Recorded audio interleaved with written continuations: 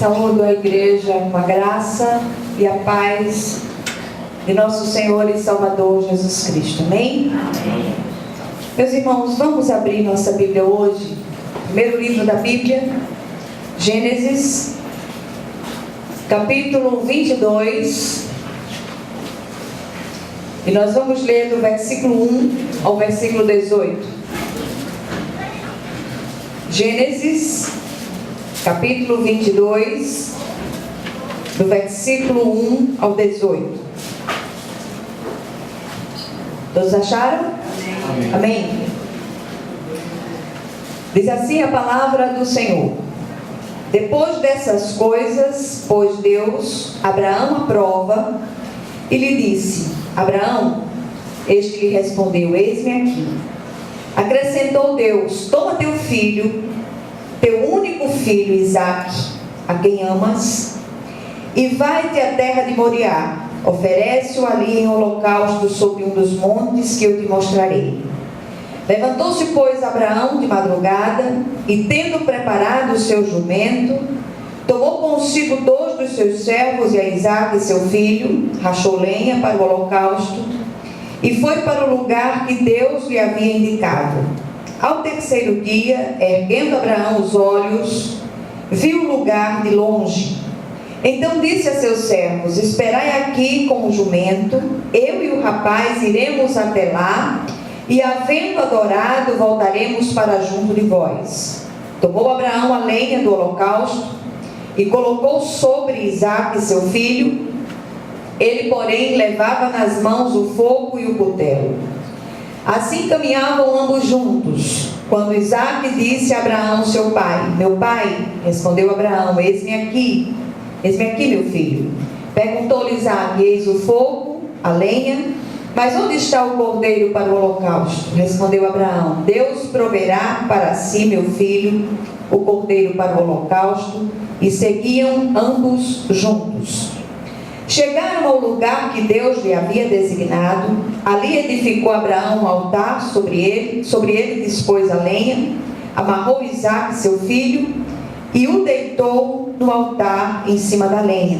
Estendendo a mão, tomou o cutelo para imolar o filho. Mas do céu lhe bradou o anjo do Senhor: Abraão, Abraão. Ele respondeu: Eis-me aqui. Então lhe disse: Não estendas a mão sobre o rapaz e nada lhe faças, pois agora sei que temes a Deus, porquanto não me negaste o filho, teu único filho. Tendo Abraão erguido os olhos, viu atrás de si um carneiro preso pelos chifres entre os arbustos. Tomou Abraão o carneiro e ofereceu em holocausto em lugar do seu filho. E pôs Abraão por nome aquele lugar: O Senhor proverá. Daí dizer-se até hoje, até o dia de hoje, no monte do Senhor se proverá. Então do céu bradou pela segunda voz o anjo do Senhor a Abraão e disse: Jurei por mim mesmo, diz o Senhor, porquanto fizeste isso e não me negaste o teu único filho, que deveras te abençoarei e certamente multiplicarei a tua descendência como as estrelas dos céus e como a areia na praia do mar. A tua descendência possuirá a cidade dos seus inimigos. Nela serão benditas todas as nações da terra, porquanto obedeceste a minha voz. Então voltou Abraão aos seus servos e juntos foram para Berseba, onde fixou residência. Amém? Amém. Vamos orar mais uma vez. Querido Deus e Pai Celestial, que o Senhor possa trazer paz ao nosso coração, que o Senhor possa ministrar o nosso espírito nesta tarde, que o Senhor ilumine os olhos do nosso entendimento, para que possamos compreender essa Escritura, aquilo que o Espírito deseja ministrar ao nosso coração, e que tudo, Senhor, neste lugar seja para a honra e glória do Teu santo nome, em nome de Jesus. Amém. Amém. Queridos, nós temos já alguns cultos ministrado à igreja a respeito da necessidade de uma santificação, de um avivamento, de uma busca constante da presença de Deus. E se eu não estou enganada, no último culto, que foi na quarta-feira passada, nós trouxemos uma palavra que falava a respeito da grande reforma religiosa, espiritual, feita pelo rei Josias.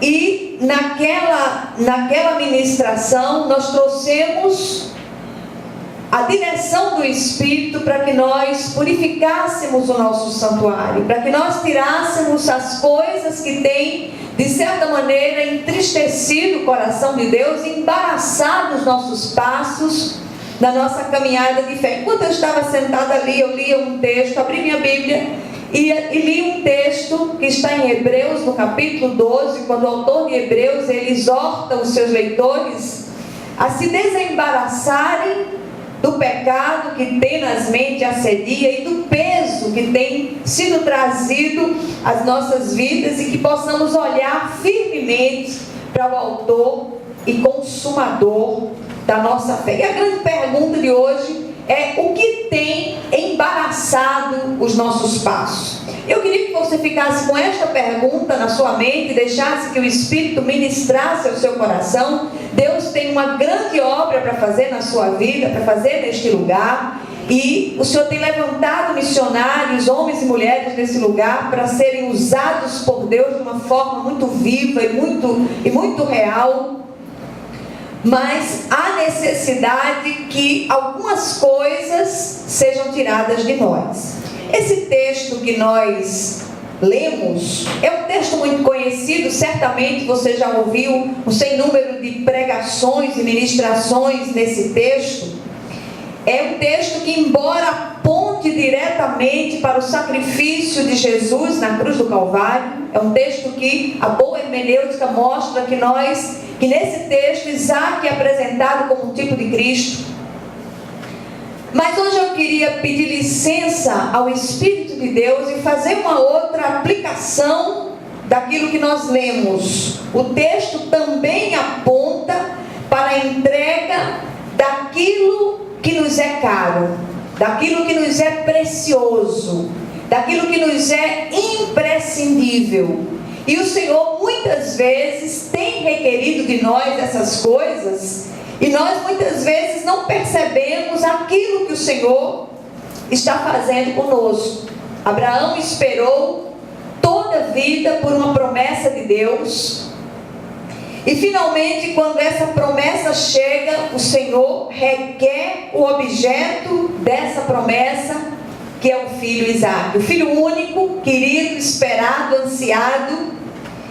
E o Senhor aí requer aquele filho de Abraão. E a grande pergunta aqui é: por quê? Por que o Senhor requereu Isaac do velho e sofrido Abraão? A resposta a essa pergunta também é a ideia central daquilo que nós queremos ministrar nessa tarde. É um dos estágios da escola da fé, que é a entrega absoluta, tanto de nós mesmos, quanto de tudo que reputamos como imprescindível em nossas vidas. Família, entes queridos, bens, conhecimento e até mesmo a nossa própria vida. Foi assim com Abraão e é assim com cada um de nós. O Senhor continua requerendo dos seus filhos aquilo que nós dizemos assim: olha, eu não posso viver sem isso. Eu não posso viver sem essa pessoa. Olha, se eu perder esse emprego, eu estou frito. Eu não tenho o que fazer mais na minha vida, porque eu não tenho para onde ir, porque as portas todas estão fechadas. Cuidado com aquilo que você tem tomado como imprescindível na sua vida, porque só existe uma coisa ou uma pessoa que é absolutamente imprescindível para nós, e essa pessoa é Jesus Cristo, nosso Senhor. Amém. Muitas vezes um pai e uma mãe morrem cedo, o filho fica bebê e se cria. Ele passa. Tudo sobrevive, nada nem ninguém é insubstituível, né? É imprescindível. O Senhor deve ser entronizado no centro absoluto das nossas vidas. Portanto, hoje é dia de faxina espiritual, é dia de nós entregarmos ao Senhor, no altar do sacrifício, todos os nossos ídolos. E o Senhor é aquele que conhece e sonda mentes e corações, mesmo aquelas coisas que estão mais escondidas, aquelas coisas que estão mais camufladas. e que nós muitas vezes tratamos essas coisas de uma forma espiritual ou tentamos espiritualizá-las, o Senhor conhece. Amém? A palavra de Deus está cheia de tesouros escondidos. E à medida que nós caminhamos nela, vamos descobrindo esses tesouros que, apesar de estarem lá o tempo todo, é preciso que o Senhor ilumine os olhos do nosso entendimento para que nós possamos discernir, compreender, perceber aquilo que o Senhor deseja ministrar ao nosso coração. À medida que nós caminhamos, a nossa visão espiritual, que é semelhante à física, quando nós somos bebês, temos uma visão turva, difusa, mas à medida que vamos crescendo, essa visão vai amadurecendo e passamos a enxergar nitidamente. Assim é a caminhada de fé do servo de Deus. À medida que nós caminhamos com o Senhor vai trazendo entendimento celestial para essa palavra, que ela é viva e eficaz. E uma das grandes revelações de Deus para seus filhos não é apenas com relação aos ídolos de pedra, madeira, cal, metal ou gesso, que muitos têm entronizado em seus oratórios visíveis. Nesses dias foram dias de adoração a ídolos, nós temos visto isso. Mas eu não queria falar desses ídolos. Eu não queria falar desses ídolos visíveis. Eu queria insistir nisso, tenho falado isso outras vezes. Essa palavra, de certa maneira, tem sido recorrente neste lugar. Mas eu queria que o Senhor pudesse revelar ao seu coração, aos nossos corações, os grandes ídolos aos quais reverenciamos, que estão lá no mais profundo dos nossos corações e muitas vezes disfarçados de zelo, disfarçados de carinho da nossa parte, mas ainda assim são ídolos. Que o Senhor, Ele possa falar de um modo vivo ao nosso coração. Esses ídolos têm ocupado o lugar que pertence unicamente a Deus. E o Senhor, Ele é Deus zeloso, é Deus ciumento. O Senhor, Ele não dá a glória dEle a ninguém. Então, queridos, muitos ao se converterem têm quebrado e queimado seus oratórios exteriores. Mas e quanto aos ídolos do coração? Pais, mães, irmãos, filhos, esposas, esposos, avós, amigos, empregos, bens, status, nomes de família e até mesmo líderes espirituais. Tem muitos que têm endeusado líderes espirituais, e eu queria chamar sua atenção nessa noite especialmente para isso. O Senhor é aquele a quem devemos toda honra e toda glória. Quando nós olhamos para homens, nós corremos o risco de nos decepcionar tremendamente. Mas aqueles que focam em Deus jamais se decepcionarão. Caminhada de fé não é fácil. E quando nós estamos no seio da igreja, que nós vemos tantas coisas tortas, tantas distorções à nossa volta, nós tendemos a arrefecer na fé. Mas quando olhamos firmemente para o autor e consumador da nossa fé, nós andamos desembaraçadamente. Nós todos estamos fazendo parte da igreja viva do Senhor Jesus sobre a terra, que é um hospital de pecadores, não é um museu de santos. Nós estamos todos aqui para ser tratados por Deus de uma doença chamada pecado. E um dos pecados que mais ferem o coração de Deus é, sem dúvida, a idolatria.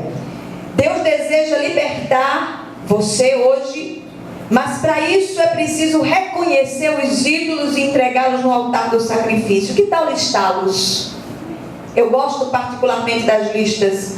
Os ídolos vão para o altar do sacrifício, enquanto o Senhor é entronizado no altar da adoração.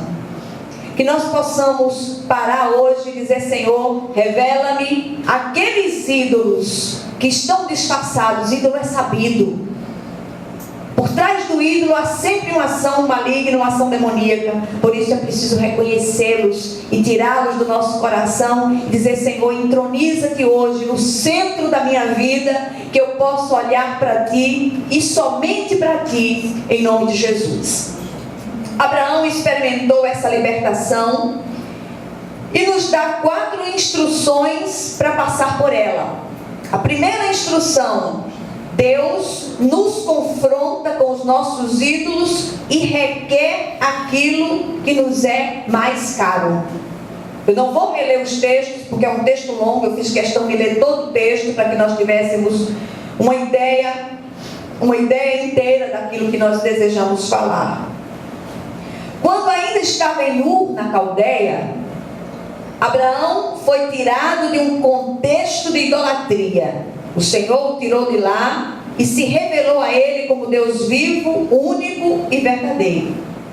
O Senhor é aquele que conhece mente e sonda corações, por isso que sabe quais são os nossos ídolos, mesmo quando eles estão disfarçados. Abraão certamente não possuía mais ídolos de pedra e cal, mas em seu coração entronizou outro ídolo, e desta vez, em seu coração, estava ali o seu filho Isaque, esperado, desejado. Veja o que o Senhor diz a ele no versículo 2: toma teu filho, teu único filho Isaque, a quem amas, e vai-te à terra de Moriá e oferece-o ali em holocausto sobre um dos montes que te mostrarei. A maioria dos que estão hoje aqui, a maioria é formada de pais e mães.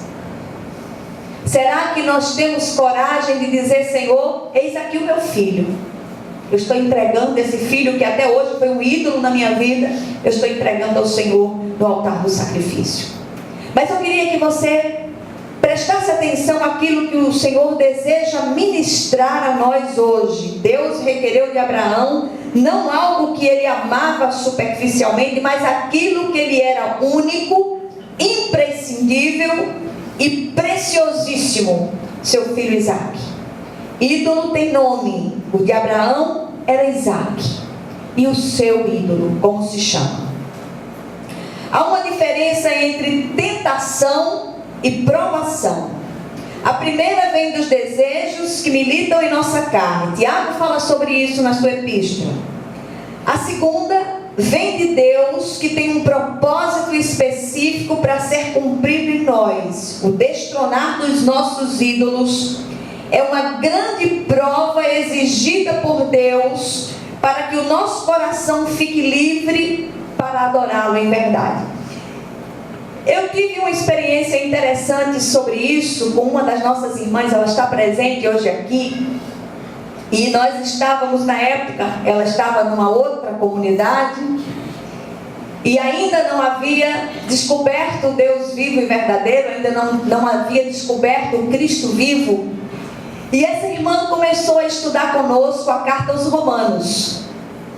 E num determinado momento do estudo bíblico, ela foi confrontada com um grande ídolo a quem ela reverenciava, a quem ela se curvava.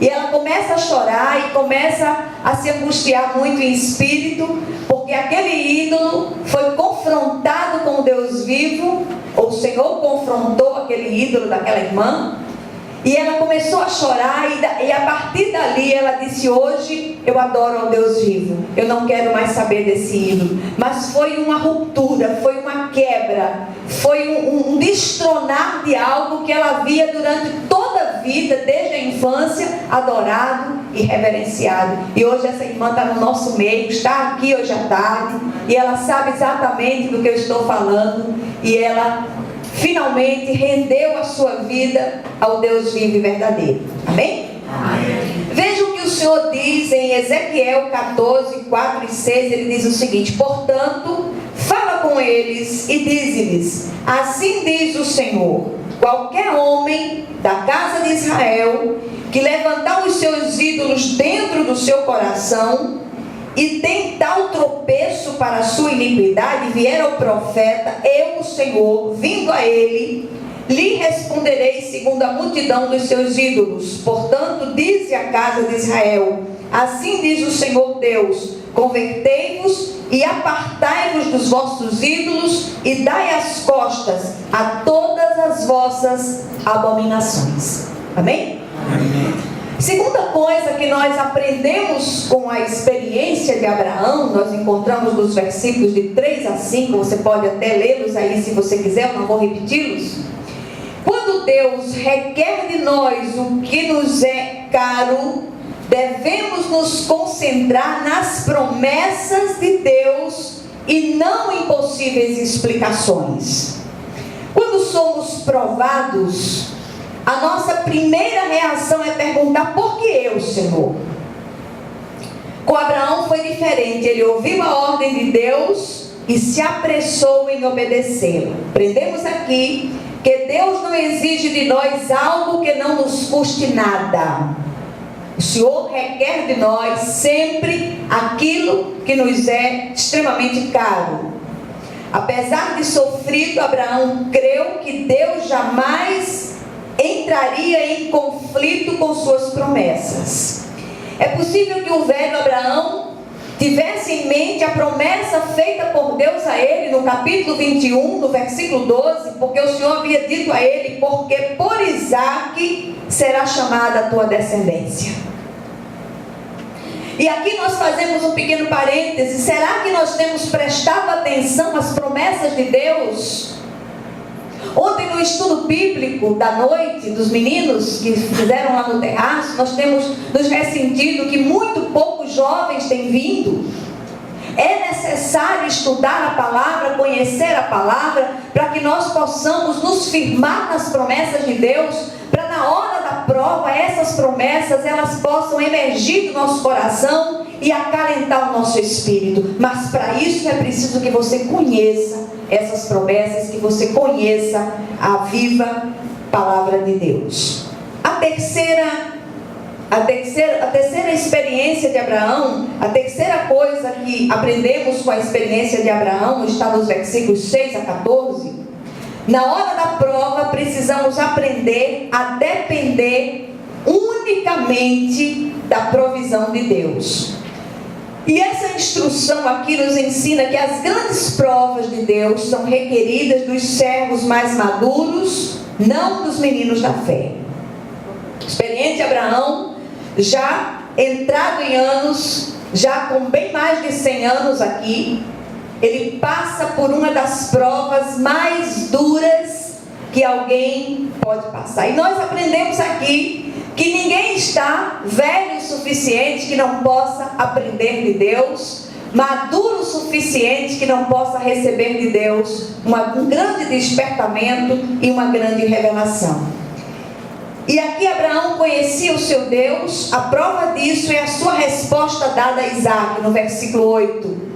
Deus proverá para si, meu filho, o cordeiro para o holocausto. O próprio Deus se revelou ali como Jeová Jiré, como Deus que provê. Nós descobrimos aqui que quando abrimos mão para Deus daquilo que nos é caro, Ele nos restitui. Amém. Amém? Amém. Ninguém perde nada para Deus. Você pode repetir isso? Ninguém perde nada para Deus. Aquilo que você entrega a Ele, Ele lhe restitui. Amém. Amém? Amém? Glória a Deus. O Senhor não confisca a bênção, mas nos prova para saber se estamos prontos para receber. E às vezes Ele guarda aquela bênção para devolvê-la lá na frente, quando estivermos maduros para recebê-la. Tem um texto em Mateus, que é um texto forte, que diz assim, Mateus 10, 37. Quem ama seu pai ou sua mãe mais que a mim, não é digno de mim. Quem ama seu filho ou sua filha mais que a mim, não é digno de mim. O Senhor não está aqui falando em termos de relaxarmos as nossas famílias. Não. Mas Ele está nos ensinando a priorizá-lo como Deus. Amém? Amém? A gente tem visto muitas coisas no meio do povo de Deus, a gente tem ouvido muitas histórias. E eu quero dizer a você, Deus deseja fazer uma grande obra na sua vida. Mas deixe que o Senhor seja entronizado no centro absoluto da sua vida. Terceira coisa que nós aprendemos com a experiência, aliás, quarta coisa que nós aprendemos com a experiência de Abraão, nós encontramos nos versículos 15 a 18. Espere confiantemente e com uma expectativa positiva aquilo que Deus tem reservado para você. Hoje eu falei com um dos nossos irmãos. Esse irmão está passando por uma situação extremamente difícil, está para perder o emprego, e era um emprego político, e ele dependia do candidato do lugar onde ele está trabalhando ter ganho. E no final das contas aquele candidato perdeu, e o irmão se desesperou. Eu digo, não se desespere não, porque o Deus que colocou você ali não colocou você ali para resolver seu problema profissional. Ele colocou você ali para você ser visto. Ele colocou você ali para você fazer contato, para você ver pessoas, para você ficar na vitrine por um tempo. E você tem de agora até janeiro para fazer isso. Amém? Amém? Porque quem abriu essa porta foi Deus. E o Deus que abriu essa porta abre outra. Ou nós focamos em Deus nos dias de hoje, ou vai ficar todo mundo desequilibrado mentalmente. Deus não desperdiça nenhum sofrimento. Tudo na vida de um servo tem propósito da parte de Deus. E até quando tudo dá errado, dá certo. Porque todas as coisas cooperam para o bem dos que amam a Deus e são chamados segundo os seus propósitos. Amém? Amém. A entrega do ídolo de Abraão no altar do sacrifício resultou em grandes bênçãos para ele. Eu vou listar essas bênçãos para você. Primeira bênção: ele recebeu nova aprovação de Deus. O ato de entregar Isaque ratificou o temor de Abraão e seu amor pelo Senhor, e isso lhe foi agradável, valendo-lhe o título de amigo de Deus. Segunda bênção: ele recebeu de volta um novo filho. Na verdade, espiritualmente, Isaque foi sacrificado. Isaque passou a ser um sacrifício vivo, bem como um memorial da entrega absoluta de seu pai a Deus. Eu acredito que todas as vezes que Abraão olhava para Isaque, ele olhava para aquele menino e ele dizia: olha, ele é de Deus. Aqui está a prova daquilo que foi oferecido ao Senhor. Precisamos ter cuidado para que as bênçãos de Deus não tomem o lugar dele em nossos corações. Muitas vezes o ídolo é a bênção. Vocês ouviram isso? Amém. A bênção às vezes é tão grande, tão grande, tão grande, e nós focamos tanto na bênção, falamos tanto na bênção, que esquecemos do abençoador. Hoje o Senhor quer dizer a você: não esqueça do abençoador. Glorifique a Deus, não pela bênção, mas pelo abençoador. Por aquele que abençoa, por aquele que é um Deus presente na sua vida, que dá, que tira, que move, que faz, que acontece, porque Ele é Deus. Amém? Amém. Terceira bênção: ele recebeu novas garantias. As promessas feitas por Deus no passado ganharam um novo significado para o velho patriarca. As famílias da terra, ele seria chamado, o nome de Abraão seria conhecido pelas famílias da terra. Quarta bênção: ele saiu daquela prova com um amor mais profundo pelo Senhor, além de uma intimidade mais estreita com Ele. E Charles Spurgeon, o grande pregador do passado, ele disse uma coisa interessante. Ele disse: as promessas de Deus nunca brilham com tanta intensidade quanto na fornalha da aflição. Abraão ratifica essa verdade. Então nós temos 6 lições tiradas do texto. Primeira delas: nada nem ninguém podem ocupar o lugar de Deus em nosso coração. Amém? Amém. Segundo lugar: Deus nos confronta hoje com os nossos ídolos, por mais escondidos e disfarçados que estejam, eles têm nome e precisam ser confessados. E a minha oração é para que ao sair daqui, o Espírito de Deus continue ministrando ao seu coração e trazendo revelação a respeito desses ídolos disfarçados em seu coração, em nome de Jesus. Terceiro lugar, quando Deus requer de nós aquilo que nos é caro, devemos olhar firmemente para as suas promessas e não tentar encontrar explicações. Ordem de Deus não se explica, se cumpre. Quarto lugar, na hora da prova, tenha certeza que o Senhor proverá, por isso dependa dessa provisão. Quinto lugar, espere confiantemente, com uma expectativa positiva, aquilo que Deus tem reservado para você. Entregue tudo ao Senhor, o mais Ele fará. Sexto lugar, levante-se agora em um ato de fé, traga seu ídolo ao altar do sacrifício, ofereça-o a Deus em nome de Jesus, que você possa, pela fé, em espírito, você não precisa se levantar aí fisicamente, mas em espírito, você possa dizer: Senhor, eu tenho esse ídolo e eu quero colocá-lo no altar do sacrifício, em nome de Jesus. Que o Senhor possa trazer luz a essa palavra e continuar ministrando ao seu coração, em nome de Jesus. Amém?